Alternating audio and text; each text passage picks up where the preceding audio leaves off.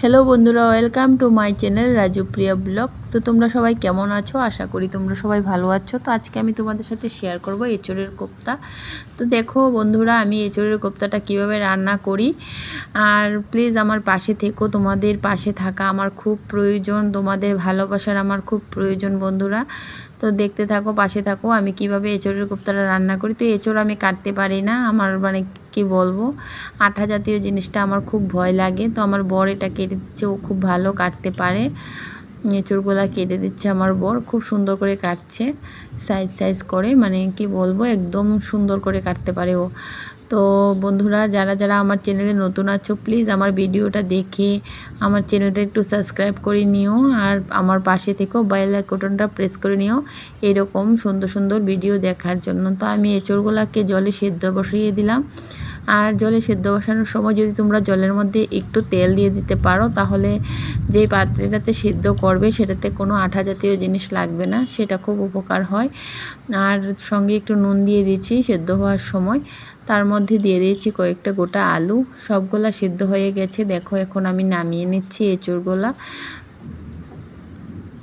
আর এঁচোড়গুলা খুব ভালো হয়ে সিদ্ধ হয়ে গেছে, খুব ভালো হয়ে, খুব সুন্দর হয়ে। তো দেখো বন্ধুরা, এখন আমি এগুলাকে মিক্সড করে নেব।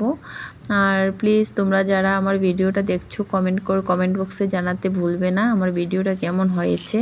দেখো আমি খুব ভালো করে এটাকে মিশিয়ে নিয়েছি। আর মেশানোর সময় এটাতে আমি দিয়েছি একটু জিরার গুঁড়ো, একটু হলদির গুঁড়ো, লবণ, কাশ্মীরি লাল মির্চি, আর কাঁচা লঙ্কার আদার পেস্ট দেব একটু। সব কিছু উপকরণ দিয়ে একটু জিরার গুঁড়ো দিয়েছি, মানে ধনের গুঁড়ো দিয়েছি। তো সব কিছু উপকরণ মিশিয়ে খুব ভালো করে এটাকে মিক্সড করে নেব। তার মধ্যে একটু বেসনও দিয়েছিলাম, দিয়ে এটাকে মিক্সড করে নিলাম। তো এখন দিয়ে দিয়েছি কড়ার মধ্যে কোপ্তাগুলো রেডি হওয়ার জন্য। তো দেখো কত সুন্দর সুন্দর লাল লাল হয়ে কোপ্তাগুলো রেডি হচ্ছে। আর খুব সুন্দর করে আমি আলুগুলোকেও ভেজে নিয়েছি। এখন আমি সেটাকে সেট করে দেব। দেখো আমি ফোড়ন দিয়ে দিলাম কড়ার মধ্যে একটু তেল দিয়ে, আর শুকনো লঙ্কা আর পাঁচফোড়ন দিয়ে ফোড়ন দিয়ে দিলাম।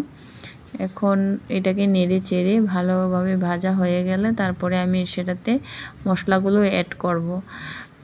তো আমার আগে থেকেই বেটে রাখা কাঁচা লঙ্কা আর আদার পেস্টটা আছে, সেটা আমি মিশিয়ে নেব, এটার মধ্যে দিয়ে দিলাম। তার মধ্যে একটু হলুদের গুঁড়া আর একটু নুন, একটু কাশ্মীরি লাল মির্চি, এগুলাই এড করে দেব।